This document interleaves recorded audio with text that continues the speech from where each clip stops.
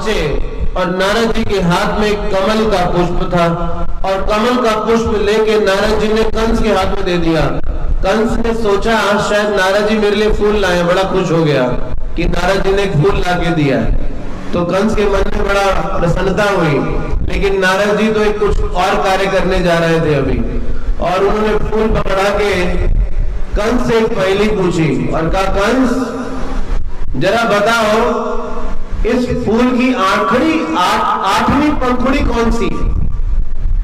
कंस देखने लगा फूल को और गिनने लगा 1 2 3 4 5 6 7 8, बोला ये रही 8वीं पंखुड़ी। तो नारद जी कहते हैं, कंस जरा ध्यान से देखो, तुम यहां से इसे 8वीं पंखुड़ी कह रहे हो, लेकिन यहां से ये 8वीं हो गई कि नहीं हो गई? कंस सोचने लगा बात तो सही है, ये बात तो सही कह रहे हैं नारद जी की 8वीं पंखुड़ी कौन सी है।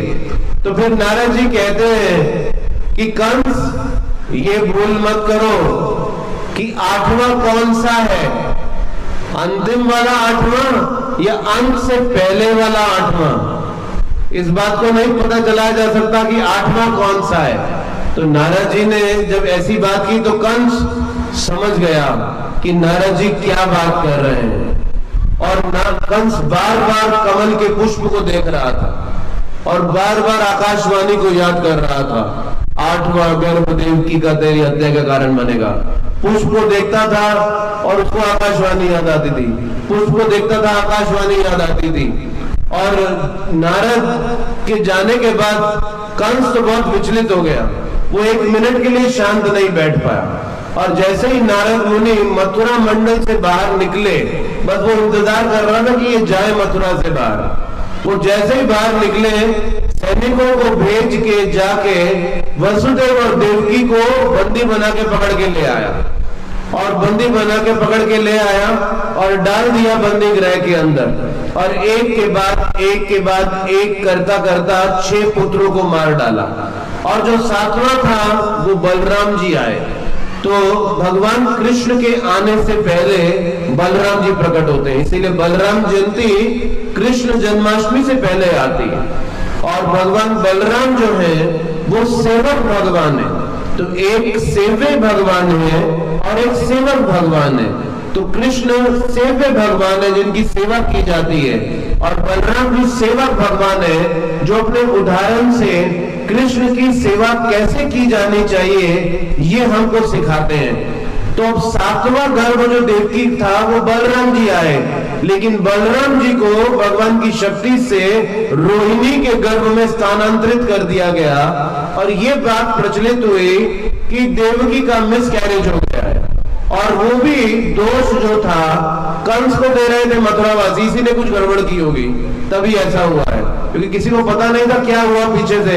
वो 7वां गर्भ गया था, लेकिन सभी लोगों के लिए कंस को दिखा रहे थे यही है अत्याचारी, यही सब गड़बड़ कर रहा है, और इसी ने ये देवकी का गर्भ गिरा दिया है, इसी की वजह से कुछ ना कुछ हुआ है। तो ये खबर पूरे मथुरा में फैली हुई थी कि देवकी का 7वां गर्भ गिर गया है, लेकिन वो 7वां गर्भ तो रोहिणी के गर्भ में स्थानांतरित हो गया था। अब धीरे धीरे जैसे समय बीत रहा था, कंस को ये अनुभव होता जा रहा था कि उसका जो काल है वो करीब आता जा रहा है। वो हरि जो कि काल के रूप में अब प्रकट होने जा रहे हैं, वो अब करीब आते जा रहे हैं, और कंस की अब मृत्यु का समय करीब आता जा रहा है। हालांकि जब देवकी के 8वां गर्भ आया तो उस समय कोई सोनोग्राफी नहीं होती थी, सोनोग्राफी से गर्भ में बच्चे का पता चलाया जाता है आजकल, लेकिन कंस को विदाउट सोनोग्राफी पता चल गया कि कृष्ण जो है देवकी के गर्भ में प्रवेश कर चुके हैं। देवकी को देख के ऐसा पता चल रहा था। तो भगवान कृष्ण ने वसुदेव जी के मन में पहले प्रवेश किया। अब हम सब चाहते हैं हमारे मन में भगवान आए, लेकिन कितना बड़ा सौभाग्य है वसुदेव जी का कि वसुदेव जी के मन में स्वयं भगवान आ रहे थे। तो हम आमंत्रित करते हैं, अभ्यास करते हैं, संघर्ष करते हैं कि भगवान हमारे मन में आए, लेकिन वसुदेव जी के मन में स्वयं भगवान प्रवेश कर रहे थे। ये कितना बड़े सौभाग्य की बात है। और जब भगवान वसुदेव जी के मन में प्रवेश किए तो उस समय वसुदेव जी के मन में बहुत चिंताएं थी, और सबसे बड़ी चिंता वसुदेव जी के मन में कृष्ण की सुरक्षा को लेकर थी, क्योंकि कंस जो है देवकी के 8वें गर्भ की हत्या करना चाहता था, और इस कारण से वसुदेव जी बहुत चिंतित थे कि अब क्या होगा, अब क्या होगा, जो कि कृष्ण आने जा रहे हैं। और वसुदेव देवकी इस कृष्ण को प्राप्त करने के लिए इतने समय से तपस्याएं की थी। अब वो इतने चिंतित थे कि अरे अब कृष्ण आने जा रहे हैं, फिर से कंस पहले की तरह कृष्ण को भी मार डालेगा। लेकिन जब कृष्ण वसुदेव जी के मन में प्रवेश किए तो अब सारी चिंताएं वसुदेव जी की खत्म हो गई। तो जब भगवान हमारे मन में आते हैं तो हमारी सारी चिंताएं चली जाती हैं, क्योंकि जब ये चिंतन भगवान का करते हैं तो चिंताएं स्वाभाविकता दूर चली जाती हैं। तो अब वसुदेव जी का चिंताएं चिंतन में पलट गया कृष्ण के, और वसुदेव बड़े तेजस्वी दिखते थे। जैसे ध्रुव महाराज जिस समय वो परम भगवान पे ध्यान केंद्रित कर रहे थे और उनकी जब चेतना परम चेतना से एकाकार हो गई, तो उस समय ध्रुव महाराज 5 साल के बच्चे थे, पैर के अंगूठे के ऊपर खड़े तपस्या करते थे, और वो इतने भारी हो गए कि पृथ्वी कांपने लगी उस समय।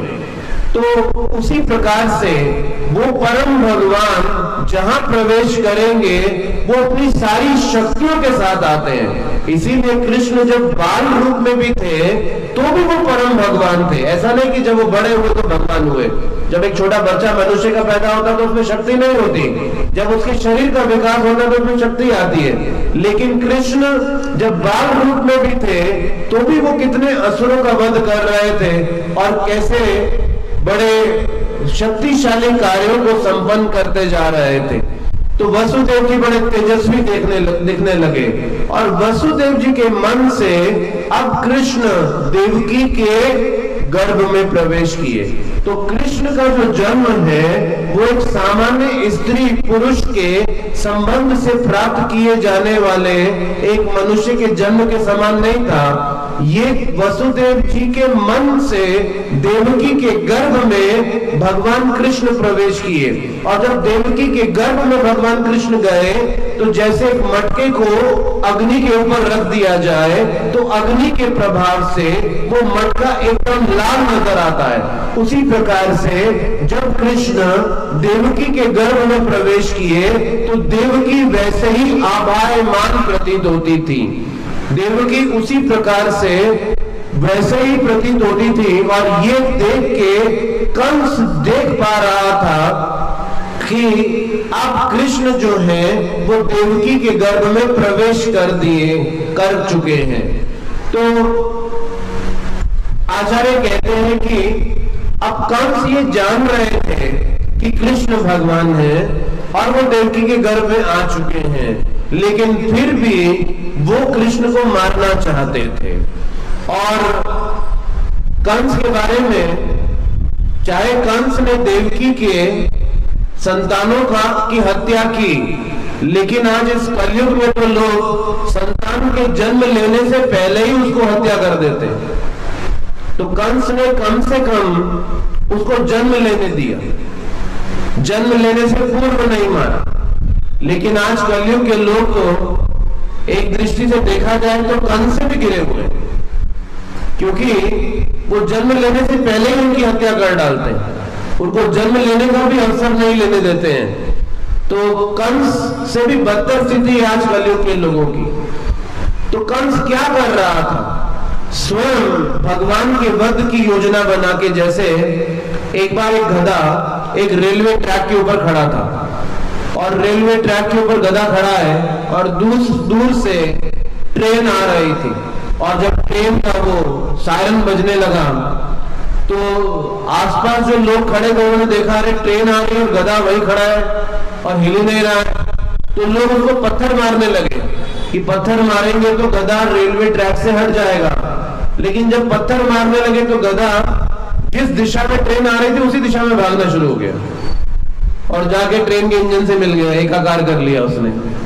उसी प्रकार से कंस की भी स्थिति वैसी थी कि सभी लोग आके कंस को समझा रहे थे वो देवकी के साथ क्या कर रहा है, या वो भगवान को मारने की जो योजना बना रहा है, ये कितना बड़ा पाप वो करने का विचार कर रहा है। लेकिन वैसा ही जैसा गधा खुद भाग रहा है इंजन की ओर अपने आप को मारने के लिए। तो कंस सुखदेव गोस्वामी परीक्षित महाराज को जब ये भागवतम में चर्चा कह रहे हैं तो कहते कहते वो कहते हैं कंस जो है वो मरा सिर्फ अपने कर्मों के कारण, उसे किसी और ने नहीं मारा, उसे उसके खुद के कर्मों ने मारा। तो उसी प्रकार से हमारे जीवन में सुविधाएं असुविधाएं, कठिनाइयां या विजय, ये सब किसी और के कारण नहीं, हमारे खुद के कर्मों के कारण आती है। तो हम खुद काल को आमंत्रित करते हैं जब हम इंद्रिय विषयों का, इंद्रिय भोग का जीवन अपने जीवन के अंदर जीते हैं, तो एक प्रकार से हम मृत्यु को तीव्रता से आकर्षित करते हैं। जैसे कंस मृत्यु को आकर्षित कर रहा था।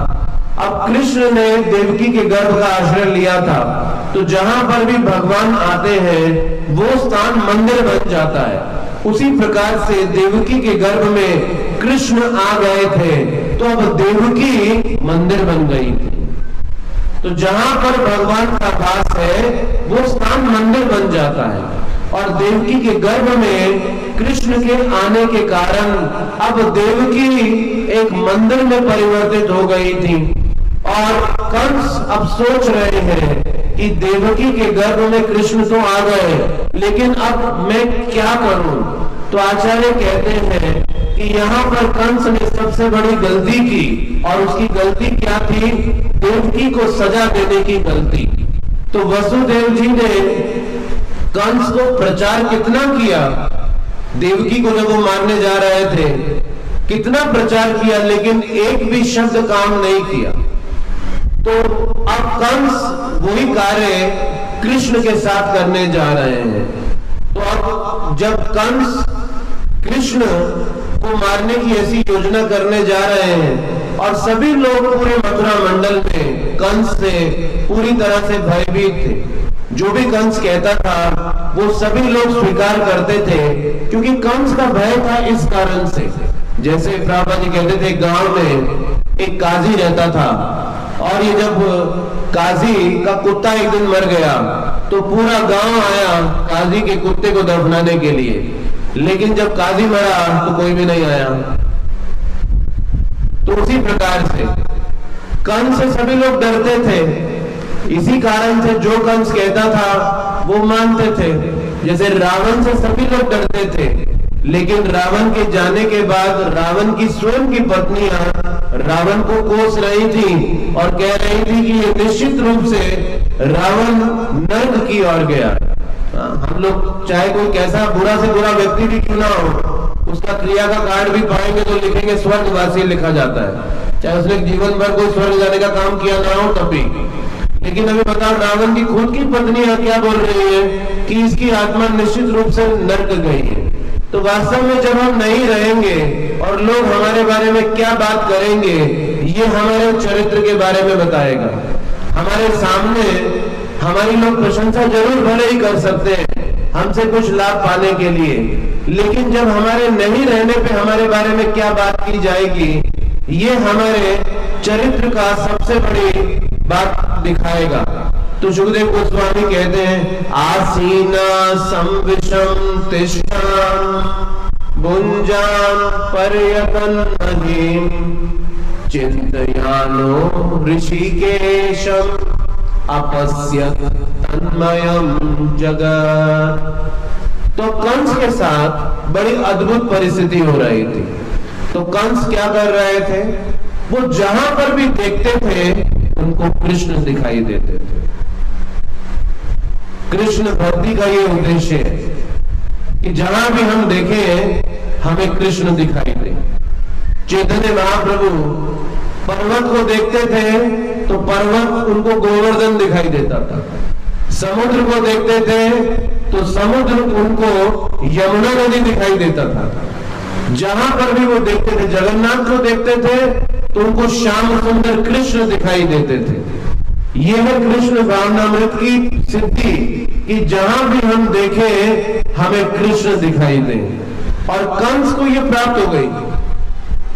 वो कंस जो कि कृष्ण से इतना द्वेष करता था, वो कंस जो कि कृष्ण को मारना चाहता था, उनसे शत्रुता रखता था, वो कंस जहां भी देख रहे थे उनको कृष्ण दिखाई देख रहे थे। कृष्ण और बलराम का दर्शन कंस को हर स्थान में हो रहा था और कंस पूरी रात सो नहीं पाता था। हर आहट उसको ऐसा लगता था कृष्ण आ गए, हर परछाई ऐसा लगता था कृष्ण आ गए, हवा की हलचल होती थी उसको लगता था कृष्ण आ गए।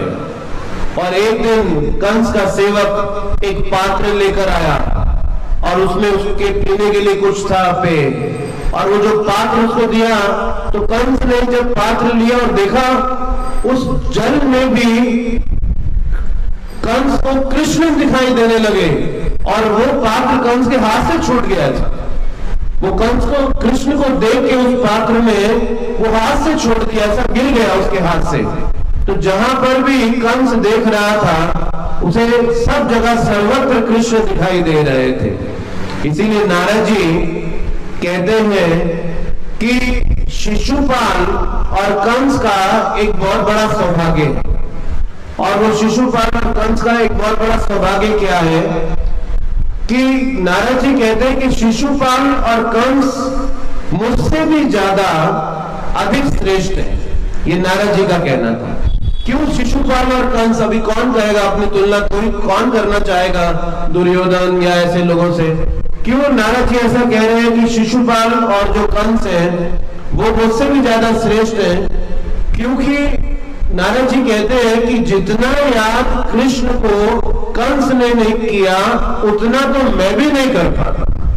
इसीलिए आप देखेंगे जब हम किसी से द्वेष करते हैं तो उसकी याद ज्यादा आती है। प्रेम से भी ज्यादा याद किसी को हम द्वेष में कर पाते हैं। जिससे भी हमारे हृदय में जिसके भी प्रति द्वेष की भावना है आप उसको कभी भूल नहीं पाते। तो द्वेष की स्मृति प्रेम से भी ज्यादा तीव्र है। उसी प्रकार से कंस हर क्षण हर पल कृष्ण को याद कर रहे थे, कृष्ण को भूल नहीं पा रहे थे। कृष्ण के पास एक जादुई आईना था। इस जादुई आईने में जब कृष्ण देखते थे तो कृष्ण को अपना चित्र नहीं दिखता था, उसका चित्र दिखता था जो उनको सबसे ज्यादा याद करता था।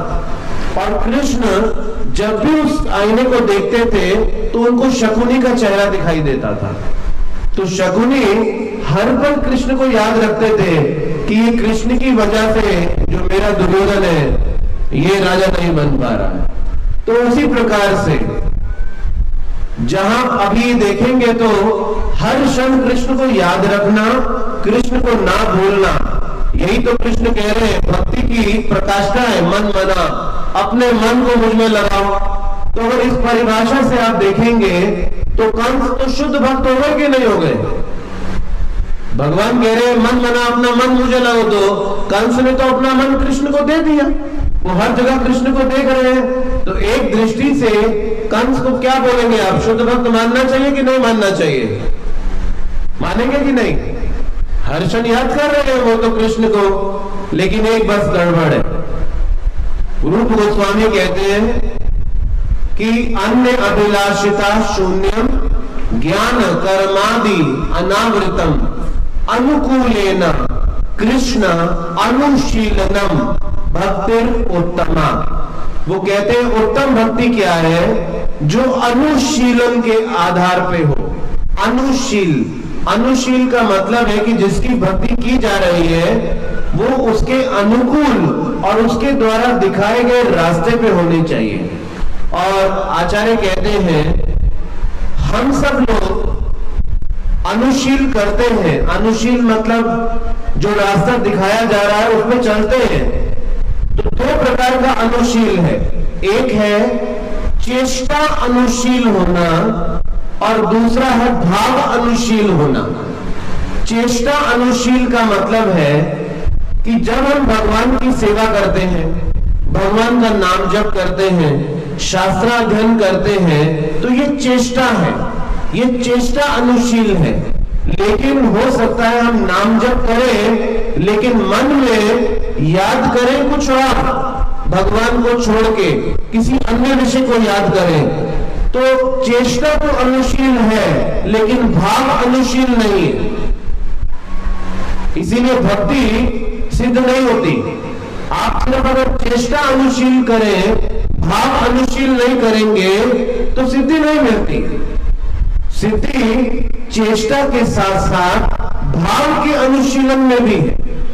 तो हमारी चेष्टा अनुशील है, हम भगवान को आरती करेंगे, नतमस्तक हो जाएंगे, भागवतम सुने अध्ययन करेंगे, कुछ दान अनुदान भी करेंगे, कुछ सेवा आदि भी करेंगे, तो ये चेष्टा अनुशील है। लेकिन मन के विचार ऐसे नहीं है, अभी भी मन में विचार भौतिकता के ही भरे हैं, तो भाव अनुशील नहीं है। तो जब तक चेष्टा और भाव दोनों का समन्वय नहीं हो जाता तब तक भक्ति में सिद्धि नहीं प्राप्त हो पाती है। तो यहाँ पर कंस की चेष्टा ही अनुशील है लेकिन भाव जो है वो प्रतिकूल है। इस कारण से चाहे कंस सर्वत्र कृष्ण का दर्शन कर रहे हैं, सर्वत्र कृष्ण को देख रहे हैं, लेकिन सर्वत्र देखने के बावजूद भी वो शुद्ध भक्त नहीं कहे जा सकते हैं।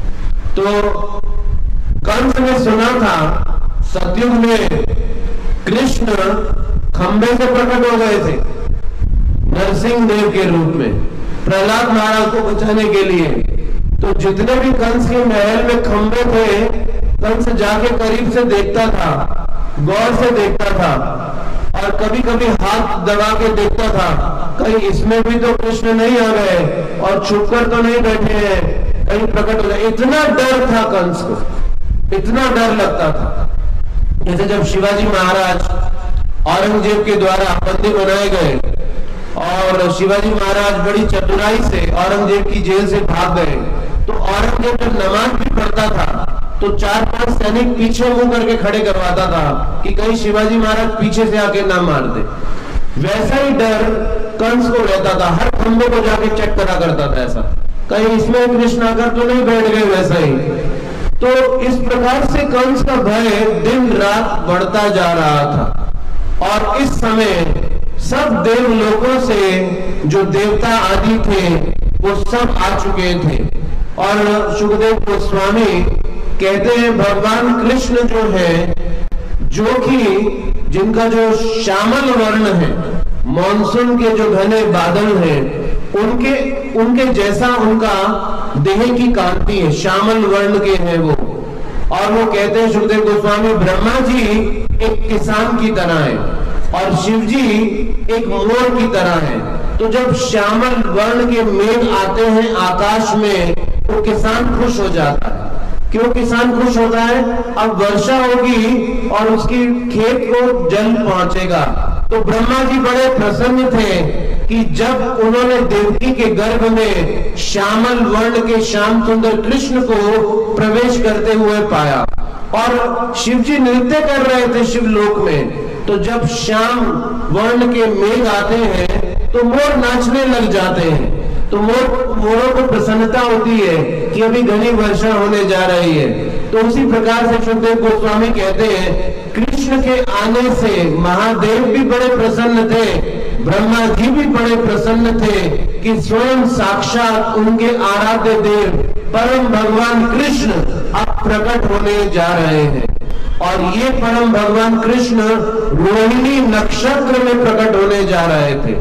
तो रोहिणी नक्षत्र में एक साथ एक समय में जितने भी प्रकार के पुष्प हैं, जो सारे ऋतुओं के पुष्प हैं, वो एक साथ खिल उठे भगवान के प्रकट होने में। तो जो पुष्प उस ऋतु में पाए नहीं जाते वो पुष्प भी खिल उठे। क्योंकि भगवान अब प्रकट होने जा रहे हैं। और जिस समय भगवान कृष्ण अवतरित होने जा रहे थे उस समय नक्षत्रों की दशा के अनुसार यह सबसे अशुभ समय था। तो सबसे अशुभ समय में भगवान कृष्ण प्रकट होने जा रहे थे और भगवान कृष्ण अपने प्रकाट्य को सबसे अशुभ समय में करके दिखा रहे थे कि भगवान की भक्ति के लिए कोई भी समय शुभ या अशुभ नहीं होता। जिस समय में भगवान की भक्ति की जाएगी वो समय शुभ हो जाएगा। जिस समय भगवान की सेवा अर्चना की जाएगी वो स्थान, वो परिस्थिति, वो व्यक्ति, वो सब शुभ हो जाएगा। इसीलिए श्रील प्रभुपाद जी जब पश्चिम के देशों में, अमेरिका में इस हरे कृष्ण आंदोलन को स्थापित कर रहे थे, तो अभी हम भारत में रहते हैं, हम इस बात का अनुमान नहीं लगा सकते कि वहां पर इस वैदिक धर्म को, इस गीता भागवतम की वाणी को प्रचार करने के लिए क्या क्या नहीं करना पड़ता और कितना डिफिकल्ट है। ऐसा भारत जैसा वातावरण नहीं है। वहां के मंदिरों में भी, इस्कॉन के मंदिरों में भी जाएंगे तो आपको ज्यादा भीड़ नहीं नजर आएगी। जैसा भारत में आज आप देखिए किसी भी मंदिर में चले जाए सभी भरे हुए नजर आते हैं। तो प्रभुपाद जी ऐसे स्थान में कर रहे थे तो बड़ी चुनौती थी। तो प्रभुपाद जी ने एक शव ग्रह को खरीद लिया जो बिकने में था और उस शव ग्रह को खरीद के मंदिर में कन्वर्ट कर दिया। जहां पर पोस्टमार्टम किए जाते थे शरीर का, उस स्थान पर विग्रह की स्थापना कर दी। जहां पर शव रखे जाते थे वहां पर डीटी किचन बना दिया। तो उस शव ग्रह जैसे अपवित्र स्थान को भी मंदिर में परिवर्तित कर दिया गया। तो कोई भी स्थान जहां भगवान की चर्चा, भगवान का कीर्तन किया जाए वो पूर्णतः शुद्ध हो जाता है। और भगवान कृष्ण कहाँ आए? किसी राजमहल में नहीं प्रकट हुए, वो जेल के अंदर प्रकट हुए और भगवान जेल में आए और एक जेल जैसे स्थान को भगवान ने अवतरित होने का स्थान बनाया। तो बड़ा अद्भुत है कि भगवान कृष्ण ने जेल का ही क्यों चुनाव किया? क्या वो बाध्य है जेल में आने के लिए? वो किसी भी स्थान में प्रकट हो सकते हैं। ऐसा नहीं कि भगवान बाध्य थे देवकी के ही गर्भ से प्रकट होंगे। उन्होंने देवकी को माध्यम बनाया, लेकिन वो किसी भी स्थान में और किसी के भी माध्यम से प्रकट हो सकते हैं। जब भगवान खंबे से आ सकते हैं तो फिर अभी और क्या बोला जाए? वो ब्रह्मा जी के नथुने से आ सकते हैं तो फिर क्या कहा जाए? तो अभी नथुना ब्रह्मा जी का कैसे भगवान को जन्म देगा? वरा स्वामी आए। अभी खंबा कैसे भगवान को जन्म देगा? नरसिंह स्वामी आए। तो भगवान किसी को भी माध्यम और किसी भी परिस्थिति में आ सकते हैं। तो भगवान ने जेल का चुनाव किया क्योंकि ये भौतिक जगत जेल है और भगवान जेल में आकर दिखा रहे हैं कि अगर इस भौतिक जगत के कारागार से मुक्त होना है तो कृष्ण को अपने जीवन में अवतरित कराना होगा। और इसीलिए जैसे ही कृष्ण प्रकट हुए जेल में, सारे कारागार के द्वार खुल गए। तो इस दुखालयन संसार के द्वार कब खुलते हैं एक जीव के लिए? जब कृष्ण ऐसे जीव के हृदय के अंदर प्रकट हो जाते हैं। और जब कृष्ण प्रकट हुए तो उन्होंने वैजयंती माला पहनी थी, श्रीवत्स का चिन्ह था। और देवकी सोच रही है कि कृष्ण को तुरंत इस स्थान को छोड़ के चले जाना चाहिए, अन्यथा कहीं कंस या उनके सैनिकों को पता चला कृष्ण के प्रकट होने के बारे में तो ये कृष्ण के लिए हानि हो सकती है। और कृष्ण ने सारे अस्त्र शस्त्र लिए थे जो कि देवकी को संतावना दे रहे थे कि डरने की जरूरत नहीं है, मैं खाली हाथ नहीं आया हूं, सुदर्शन साथ लाया हूं, गदा भी साथ लाया हूं, डरने की जरूरत नहीं है, भयभीत होने की जरूरत नहीं है, ये अस्त्रों के साथ आया हूं, शस्त्रों के साथ आया हूं। तो देवकी को संतावना देने के लिए भगवान अस्त्र शस्त्र के साथ लैस होके प्रकट हो रहे थे। और जब कृष्ण प्रकट हुए उस मथुरा के कारागार में तो ऐसा लग रहा था कि जैसे पूरे उस कारागार के अंदर हेलोजन लैंप्स लग गए हो, इतना प्रकाश फैल गया भगवान कृष्ण के वहां प्रकट होने से। और देवकी प्रार्थना करने लगी कृष्ण से कि हे भगवान, आप अपना ऐश्वर्य यहाँ मत दिखाइए, इस स्थान पे आप अपना ऐश्वर्य मत दिखाइए, अन्यथा लोग मेरा गुणगान करेंगे। कि तुम्हें भगवान के प्रकट होने का सौभाग्य प्राप्त हुआ। तुम्हारे कारण से भगवान प्रकट हुए। यहाँ लोग मेरा गुणगान करेंगे, मुझे ये गुणगान नहीं चाहिए। आप अपना ऐश्वर्य छुपा लीजिए ताकि मेरी कोई भी स्तुति नहीं होनी चाहिए। इसीलिए कहते हैं स्तुति एक कंवारी कन्या है। तो कंवारी कन्या स्तुति, ये जिसके पीछे भागती है वो स्तुति कन्या से आगे भागता है, और जो स्तुति कन्या के पीछे भागता है स्तुति कन्या उससे आगे भागती है।